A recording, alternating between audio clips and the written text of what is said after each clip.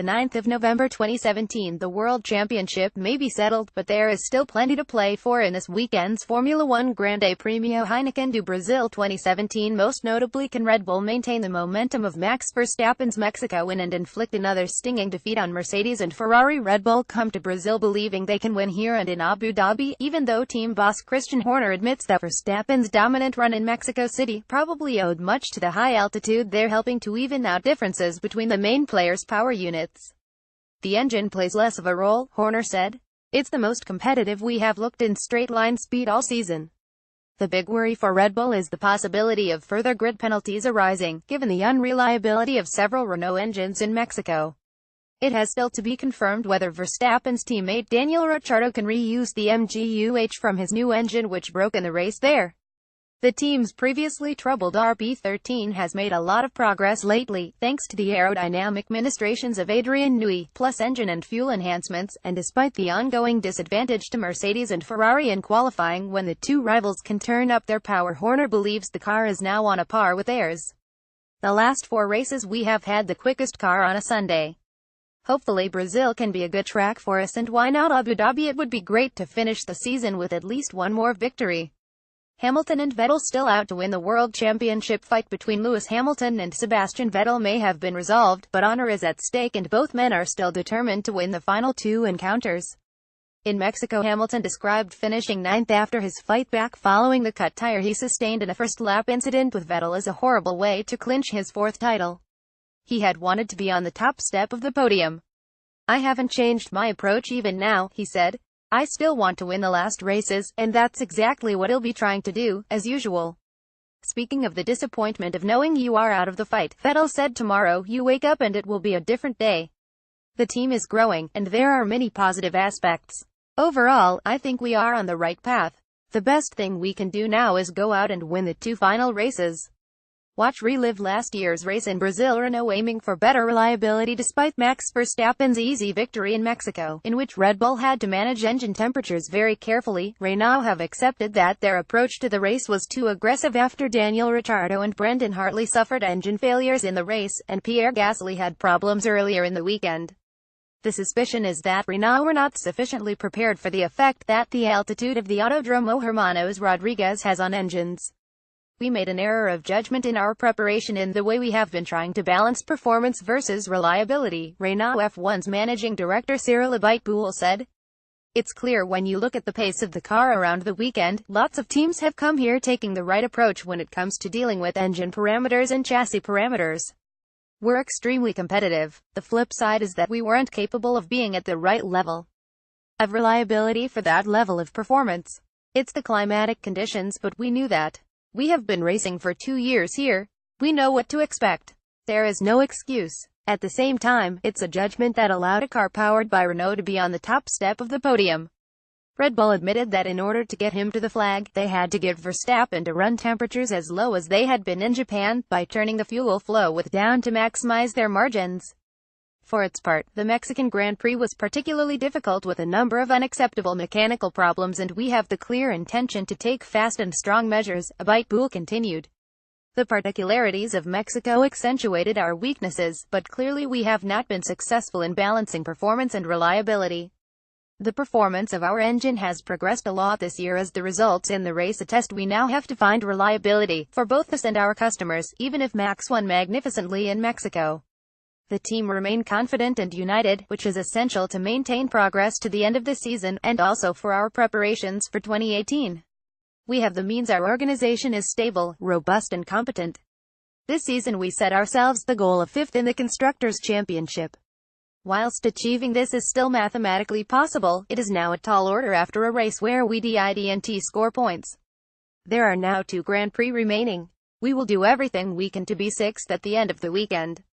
Despite the reasonably high altitude of São Paulo, the air density is only 10% lower rather than Mexico's 25%, so teams are expecting to take fewer measures to control temperatures in Interlagos. Watch Fast Facts Brazil. Unfortunately, we are unable to play the video at this time. Air code unknown. The new GP3 champion George Russell will make his official F1 weekend debut with Force India in Friday's first free practice session, in agreement with Mercedes, who have an interest in the 19-year-old Briton. He will handle Sergio Perez VJM10. I'm extremely excited to be driving in free practice, Russell said. 2017 has already been a year full of great opportunities, and to top off the season with these two outings feels fantastic. I've never driven the VJM10 before or driven at Interlagos, but I'm really looking forward to the challenge. I would like to say a big thank you to Sahara Force India for this opportunity, and also thank Mercedes for their continued support. Team boss Vijay Mallya said, "We are happy to give George this opportunity. He's a new up-and-coming talent and we've followed his success in GP3 closely. He has already been in our simulator several times and has worked well with the team. Now that we have secured 4th place in the championship, it's the ideal time to look to the future, and handing George his free practice debut will allow us to evaluate his potential." Russell will also drive the opening practice session of the Abu Dhabi Grand Prix weekend later this month, in Esteban Ocon's car. While the big battles of the season have all been resolved, with Mercedes beating Ferrari to the World Championship for Constructors, and Red Bull and Force India consolidating 3rd and 4th, Williams' 5th could be vulnerable if they are really unlucky, but they have 76 points and a 23-point advantage over their closest challenger. The biggest fight is thus for 6th place. This is currently occupied by Toro Rosso with 53 points to Renault's 48, but Haas are hard on the French team's tail with 47 after their respective fortunes in Mexico. Of the three, Renault have arguably the greatest potential to take 6th and possibly even catch Williams with a couple of 2 points finishes, but their reliability has been poor for some time now, while Toro Rosso's has gone up and down. Haas have generally been quite good on that score, but it's their performance that has varied. Thus all three are on their mettle to produce their best performances and their best reliability for the 2 final races, so keep your eye on them all. Every point will count at this level. Pirelli Go Soft and Softer. Pirelli have brought their P0 White Medium, Yellow Soft and Red Super Soft tire compounds to Interlagos. Everyone has opted for just one set of mediums, but while Mercedes, Force India and Daniel Ricciardo have chosen 4 sets of softs and 8 super softs, Ferrari, McLaren and Max Verstappen have gone respectively for 3 and 9. Williams and Renault have been even more extreme, with 2 and 10. Interlagos is an anti-clockwise old-school track which has the second shortest lap of the season after Monaco. The first sector is fairly quick with medium to high-speed corners and a short straight which enables DRS overtaking opportunities. The middle one is very twisty, and the final one is the drag race up the hill out of turn 12 to the long start-finish straight. The rapid series of corners and high-energy loads put quite high demands on the tires, which are frequently subjected to combined lateral and longitudinal forces, and it's the right rear which does the most work here.